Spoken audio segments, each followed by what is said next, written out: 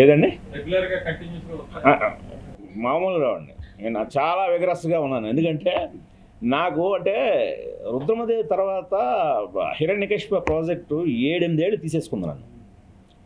అది loss sir. ఆ time ఉందే అంటే నా కెరియర్లో చాలా క్రీమ్ టైం అనమాట. అది 7-8 ఏళ్ళు అంటే ఒక జరిగే సినిమా బయటికి వస్తున్న సినిమాకి 10 ఏళ్ళు పట్టినా పర్వాలేదు. అసలు బయటికే రాని ఒక సినిమాకి అన్ని సంవత్సరాలు వెచ్చించేసరికి అది బాగా లాస్ ఫీల్ అవుతున్నానండి. అంటే చెప్పాల్సిన కథలు బోల్డ్ ఉన్నాయి. ఈలోగా నేను అనుకున్న కథలు చాలా కోఇన్సిడెంటల్గా సినిమాలు వస్తే మా ఇంట్లో నా మిస్సెస్ రాగిణి కానీ మా పిల్లలు కానీ, చూడు నువ్వమ్మో ఇది పట్టుకొని వేలాడుతావు, ఇప్పుడు నువ్వు అనుకున్న పాయింట్ ఆల్రెడీ అక్కడ వచ్చేసింది ఇదని, అలా లూజ్ అయినవి ఉన్నాయండి. సో అందుకని ఇప్పుడు ఇంకా ఇది తీసుకోదలుచుకోలేదండి. ఇప్పుడు అందువల్ల బాగా అంటే కథ నా ఇదొకటే సార్ నా స్ట్రెంగ్త్. నేను నమ్మేది కూడా కథ కూడా నేను ఊరుకునే ఒక లైన్గా చెప్పనండి. ఫుల్ స్క్రిప్ట్, బౌండెడ్ స్క్రిప్ట్ వేస్తాను నేను. 3 గంటల కథ 3 గంటలు చెప్తాను. మీకు విన్న హీరోకైనా ప్రొడ్యూసర్కైనా ఈ బడ్జెట్ ఎంత అవుతుంది, ఇది ఎంతవరకు వర్కౌట్ అవుతుంది, పూర్తి ఐడియా ఇచ్చేస్తుంది సార్. సో అందువల్ల వాళ్ళు ఎస్ఆర్నో అది ఒక క్లియర్ పిక్చర్ వచ్చేస్తుంది. ఇప్పుడు ఆ రోజున మరి ఇందాక మన మిత్రుడే అడిగాడు, అసలు రామాయణం సినిమా తీసి చూడాలని కథ తయారు చేయడం ఏంటి సార్? అసలు చిరంజీవి గారి కథ తయారు చేసి ఒప్పించడం అంటే ఒక రైటర్కి మినిమం 5-6 ఏళ్ళు పడుతుంది. మీరు అలాంటి ఒక రామాయణం తీసి ఇమీడియట్గా చిరంజీవి గారు ఏదో మ్యాజిక్ జరిగిందా చూస్తే కథ ఉండదేమో అనుకుంటే కథ కూడా మీదే కదా అన్నారు. నా స్ట్రెంత్ అదండి. నేను కథని చాలా డీటెయిల్డ్గా రాసి పెట్టుకుంటాను. నేను రామాయణం దాదాపు నాకు వర్క్షాపు వీటన్నిటితో కలిపి 2 ఏళ్ళు పట్టింది. ఆ సమయంలో చూడాలన్నది కథ రాసుకునేవాడిని. సో అందుకని నాకు ఎప్పుడైతే రామాయణం చూసి వాళ్ళు ఇంప్రెస్ అయ్యి కథ ఏదైనా ఉందంటే దత్తు గారు అడిగేసరికి ఫట్మని ఉందనేది చెప్పడం జరిగింది. అదే పూర్తి కథ చెప్పడం. సో దాంతో వాళ్ళకి అవగాహన వచ్చి ఇంకా వేరే ఆలోచించరు కదా. మామూలుగా మనం లైన్లు చెప్తే ఆ లైన్ స్టేజ్లో బాగానే ఉంది, నెక్స్ట్ ఏంటి అలా కాదు సార్. ఒక్కొక్కసారి అవి పాజిటివ్గా షేప్ తీసుకుంటే ఒక్కొక్కసారి లైన్గా బాగానే ఉంది కానీ మొత్తం వినేసే బాగోలేదని ఒపీనియన్ మారిపోతాయి. సో ఆ ఛాన్స్ ఉండదు సార్.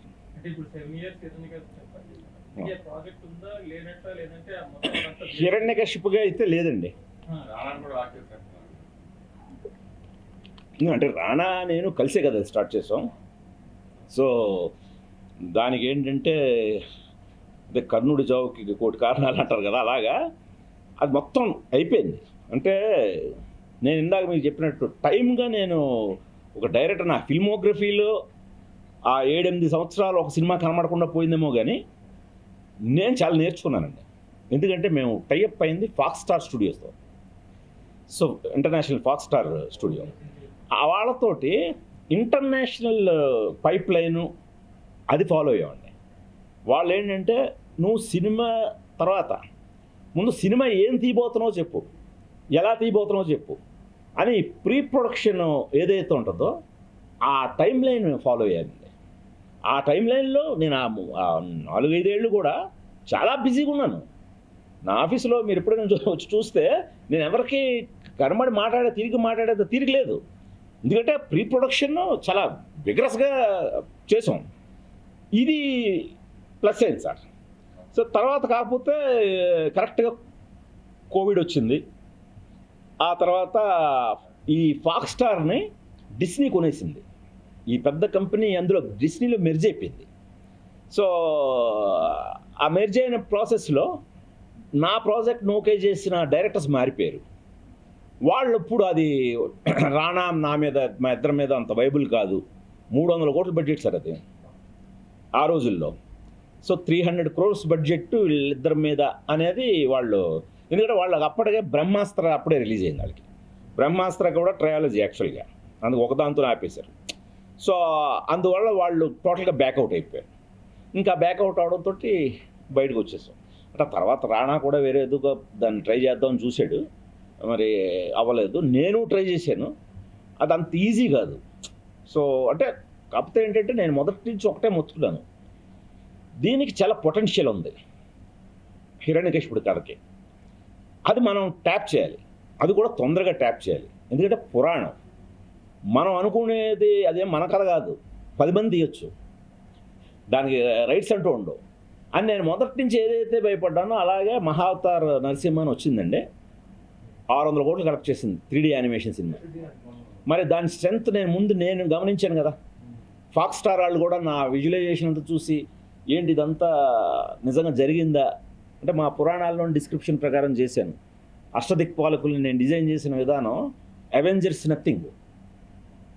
సో వాళ్ళే ఆశ్చర్యపోయారు, ఈ క్యారెక్టర్లన్నీ వాయు, అగ్ని, ఈ క్యారెక్టర్లన్నీ ఉన్నాయా మీ పురాణంలో? ఉన్నాయా, దాన్ని బట్టి చేసిందని. సో అలాగ ఆ స్ట్రెంత్ వాళ్ళు గమనించారు. కాకపోతే అది మనకు టైం కలిసి రాలేదు, అది ఎక్కలేదు. బట్ యానిమేషన్లోనే అది 600 కోట్లు కలెక్ట్ చేసేసింది. సో ఆ రకంగా మనం ఏదైతే నమ్మేమో పొటెన్షియల్ ఉందని అదైతే ప్రూవ్ అయింది. అది అంతకాలం జర్నీ చేసిన తర్వాత మిమ్మల్ని కాదని వేరే డైరెక్షన్ అనౌన్స్ చేసి పట్టించారు. అదే అది యాక్చువల్ చెప్పాలంటే ఒక డైరెక్టర్ నేమ్ ప్రకటించలేదు. అది యాక్చువల్గా అప్పుడు త్రివిక్రమ్ గారి పేరు వచ్చింది, త్రివిక్రమ్ గారి రైటర్గా అనుకున్నారు. సో అంటే ఇది చాలామందికి తెలియని విషయం ఏంటంటే, రాణా నేను అనుకున్నప్పుడు హిరణ్యకశిప త్రివిక్రమ్ గారు ఆయనంతటా ఆయనే ఫోన్ చేసి ఈ సినిమాకి నేను మాటలు రాస్తాన్నారు.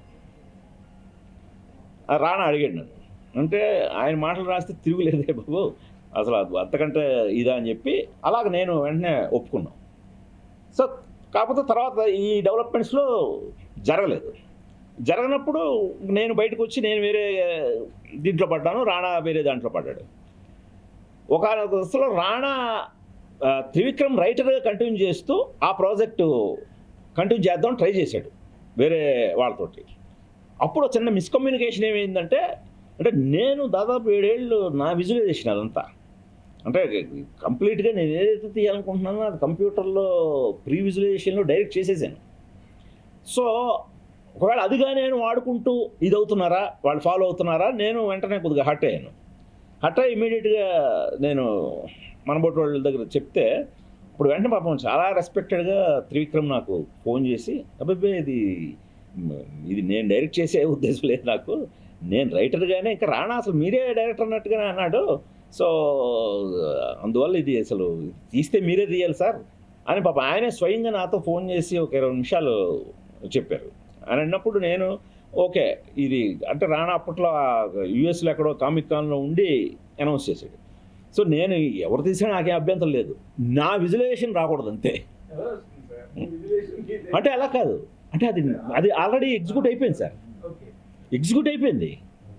ఎగ్జిక్యూట్ అయిపోయి కంప్యూటర్లో యానిమేషన్. ఇప్పుడు వాడు ఎలా అయితే ఇప్పుడు మహావతార్ నరసింహ ఉందో అంతకంటే బెటర్ క్వాలిటీతో ఉంటాయండి మన దగ్గర కొన్ని ఎపిసోడ్లు 3D యానిమేషన్లో. ఇప్పుడు అతను యానిమేషన్ ఎలా అయితే సినిమా రిలీజ్ చేశాడో ఆ యానిమేషన్ ఫామ్లో ఆల్రెడీ తీసేశాను. అదే అంటే అది రిలీజ్ ఇప్పుడు చేయలేం, అప్పుడు అలా చేసినా మనకి ఇది దక్కేది. ఇప్పుడు నరసింహ ఎలా అయితే ఇదోయిందో అంటే అప్పుడు మనం లైవ్ యాక్షన్ అని కదా బాగా బ్యాంక్ చేసుకున్నాం. సో అలా లాస్ అయ్యాం అనమాట.